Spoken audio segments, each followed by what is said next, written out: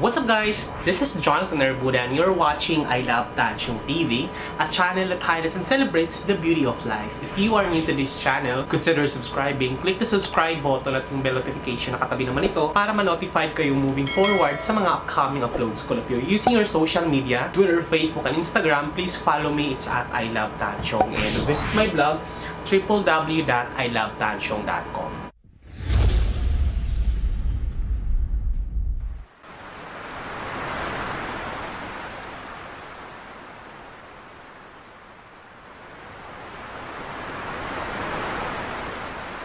Another unboxing na naman po tayo dahil i-share ko po sa inyo ang newly purchased ko na 2,729 pesos na amount na soundbar at saka subwoofer na Semblant HT300 na model. Na-purchase ko siya 2 days ago sa Kim Store. So, I'll put the link down na description below kasi nag-sale sila. Originally, that was like, I think, 1 year ago pa to sinusubaybayan ko. 3,800 to dati-dati. So, nag-sale na sila ngayon, 2,700 na lang. So, plus delivery fee.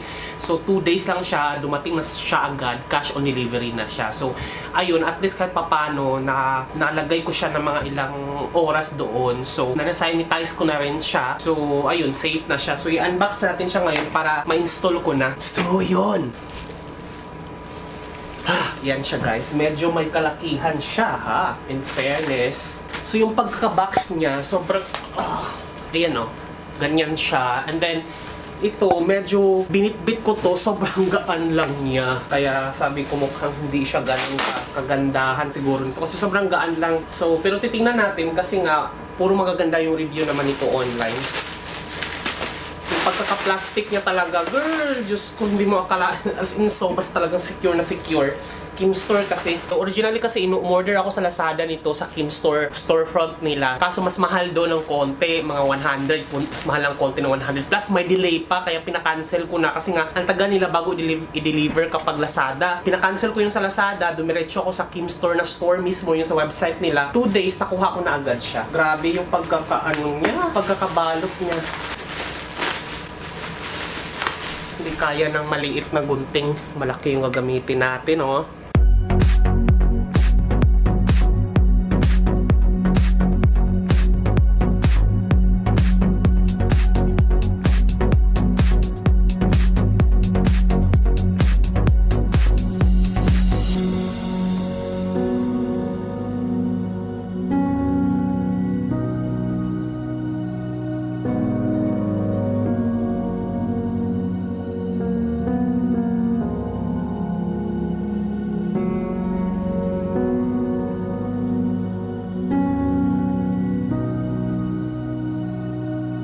So there, nakita na po natin yung box niya. And then, specification guys, yung system nito is 2.1 channel soundbar with wired subwoofer. So, yung power output niya ay 800 wattage. Speaker drivers, 8.25 inches yung woofer niya. Plus 2 inches na 4 na speaker. 4 dito sa soundbar. And then, amplified na siya. And then, built-in buttons for power, sources, tsaka volume, negative plus positive. Yun lang yung mga button niya. And then, yung mga display niya ay music, movie, dialogue. And then, yung soundbar dimension niya, guys, is yung length niya is 820 millimeters or mm plus 63 width. And then, 60 naman ang kanyang width. So, there. Then, yung subwoofer naman, guys, is 230 millimeters times 260 mm, yung height naman niya ay 245 mm. So, there. So, bubuksan na po natin siya. Yung connectivity nito guys, meron siyang Bluetooth, yung mga wirings. Yan. So, there. Sa soundbar niya, yung box niya mismo ay meron siyang kasamang delivery receipt plus, tsaka meron siyang 3 months warranty. 3 months lang yung warranty niya based on sales order. So, there. At ito yung kasama niya. Una, it is power adapter. Yan, yung ganito yung saksakan niya guys. Ayan. Kailangan mo pa bumili ng ganito, yung adapter para isaksak dyan. Ganyan, oh. So, ito, mabibili mo lang to ng 50 pesos sa mga hardware. So, ayan siya. Then, ito na yung soundbar. Ay, bongga to kasi talagang may kasama pang ganito, oh. Kaibigan ko tsaka followers din ang Simbrand soundbar niya, umabot na daw ng 4 years, okay pa rin daw. Pati yung kasamaan ko sa trabaho, Simbrand yung ginagamit nila. Kaya sabi ko, go na. Kasi supposedly, originally ang bibilhin ko, JBL Link para may Google Assistant feature. Pero sabi ko, 10,000 kasi yun. So ito na lang kasi mas affordable to. Speaker lang din naman. So, oh, okay. Yan. If you see, glossy finish ang kanyang outside, and then yung harap niya mismo yung soundbar. So, there. Kung mapapansin nyo, okay, apat nga pala talaga. Yan, kung makikita nyo, kung masisilip nyo dito sa mismong loob, kasi transparent naman, or yung makikita mo yung butas-butas niya.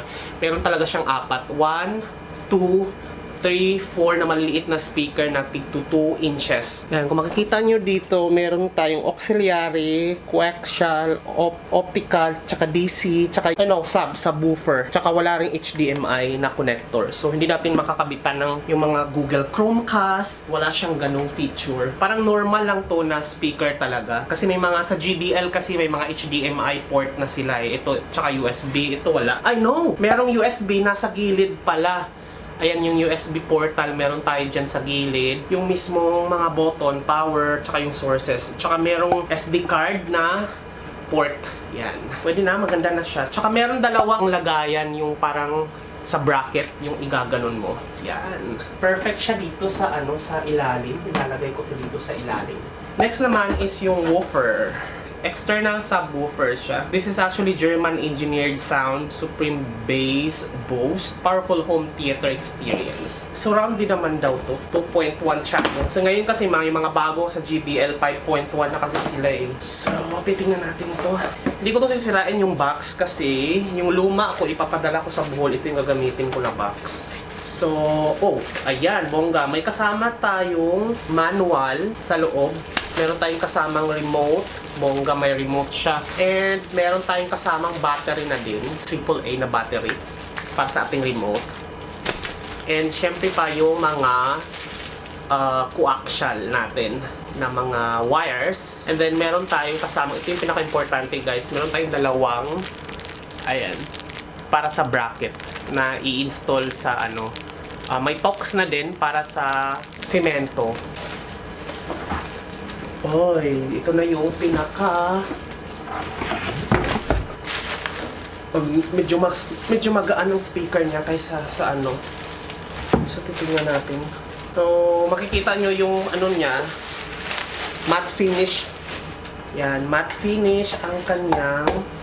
Ayan yung itsura niya guys. Then meron tayong yung labasan ng bass, bugs itong sa harap.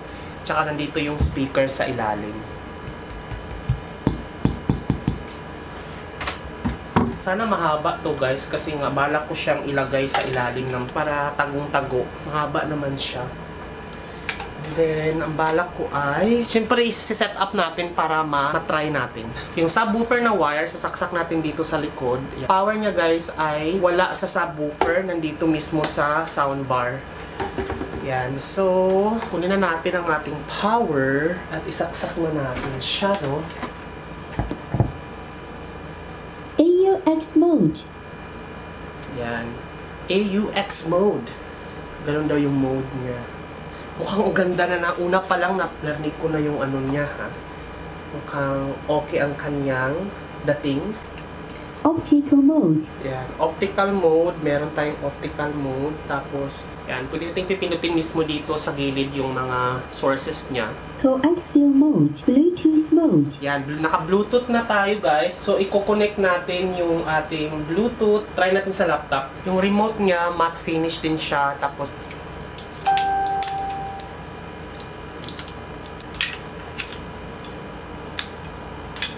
yan, magana na siya. AUX mode. Optical mode. Coaxial mode. Bluetooth mode. Yan, so makikita natin dito guys, kung Bluetooth siya, may susulat dito, Bluetooth. Yan, mag-blink siyang ganyan. Yan, nakikita ko na siya guys, Simbrand H300. Kukonek natin. Yan, so nakonect na natin siya sa ating cellphone. Then, itatry natin mag-play ng music. Ito yung equalizer, hanapin na lang natin kung ano yung gusto nating tunog, kung theater ba, or music ba, or sports ba. Dito lang natin siya, titimplahin lang natin kasi wala siyang palatandaan kung naka-sports ba siya, naka-theater ba siya, naka-game ba siya. So, pipindutin lang natin siya dito sa equalizer and then ikaw na mismo magtitimpla-timpla kung anong gusto mo. Hanap tayo ng mga music na no copyright music. Please show me the way, baby, to your heart. Please show me the way, baby. Please show me some love songs, 'cause tonight I wanna fall in love. You told Yun guys, so far ang lakas niya and then ang ganda ng bass. Isa pa ha, tingnan natin. and I'm ready to fall.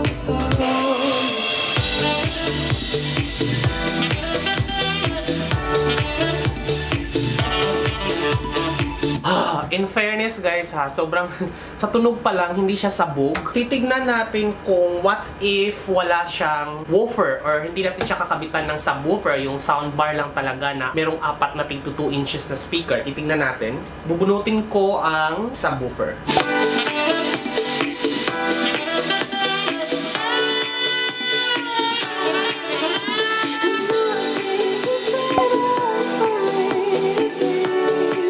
So, yun ang tunog niya kapag walang woofer. Ulitin naman natin kung merong subwoofer.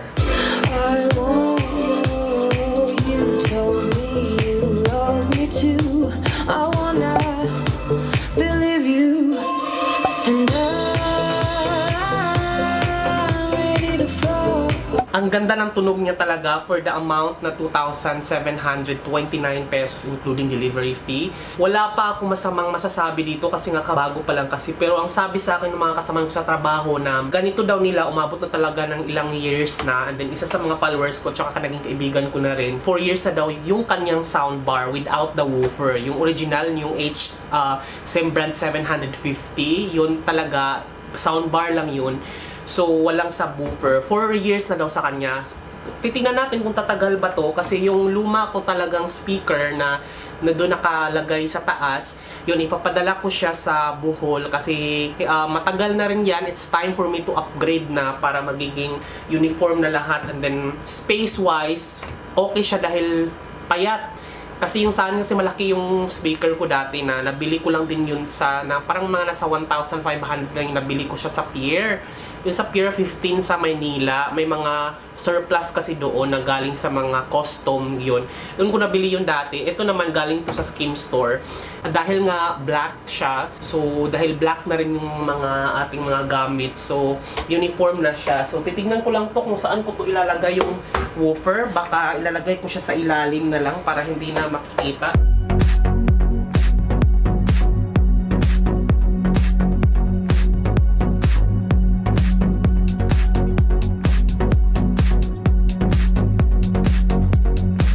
So there guys, nilagay ko na siya dyan sa likod. Ayan, ayan. So Bluetooth yung connection niya. Kinonect ko na siya dito. Ilagay ko dito yung subwoofer niya para ramdam niya yung yanig. Kasi di ba yanig, ayun siya. Bush, bush. So yung bass niya ramdam sa sahig. Turn off all lights. All right, turning 5 lights off. Turning on the LED light.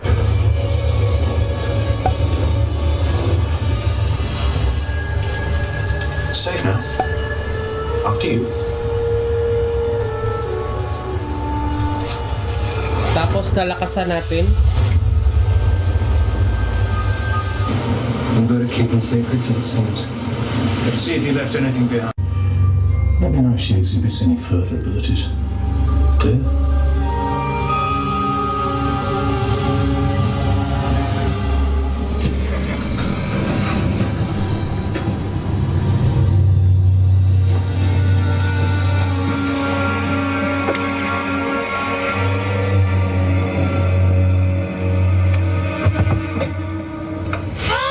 I will not be beaten by a tree. Take it easy. Darren will be back soon. You really want to rely on him? Why not? I know my brother way better than you. So guys, subukan natin ang YouTube kung gaano siya kalakas. So try natin yung rewind. Ito yon. Welcome 2018! Pero bago lahat yan, balikan natin ang mga highlights ng 2017. Pakasa natin. Try natin siyang... Welcome guys! This is Jonathan Orbuda. You're watching I Love Tansyong TV, a channel that highlights and celebrates the beauty of life. Now, if you are new to this channel... In fairness, sobrang lakas niya ha. Pinatay ko na kasi hininaan ko na guys kasi baka mamaya makatok tayo ng kapitbahay. Pero hindi naman siya masakit sa tenga. Kanyang lakas, hindi siya ganun kasakit sa tenga dahil yung base nga, maganda yung base. Kaya kung gusto nyo panoorin yan guys, iput ko yung link down the description below, yung link ng video na yan. So yun, mukhang okay naman siya. Medyo umokay na ang kanyang audio, very cinematic na siya. Yung dating niya, parang kahit pag music, medyo ramdam ko yung bass, yung yanig niya, tapos yung treble. Ito kasi yung luma ko. Yan, ito yung luma ko na dalawang speaker yan. Ayan, dalawang speaker, tsaka isang subwoofer. Papadala ko siya sa probinsya, sa Bohol. Ilalagay ko siya, diyan ko siya isasalpak, tapos ipapa-LBC ko siya sa sahod. Kasi medyo mahal yata. Mahal ang kasi padala mga nasa 600 pesos or 1,000 pesos pag 10 kilos. So, padala na rin ako ng mga iba-iba pang mga gamit pag isabay ko na. So, ayun guys. Thank you so much for watching at sana nagustuhan nyo itong video na to. Kung nagustuhan nyo to, click nyo lang yung like and share nyo rin to sa mga kaibigan nyo. Again, this has been Jonathan Orbuda saying keep smiling because life is worth celebrating for. Bye! Thank you so much guys!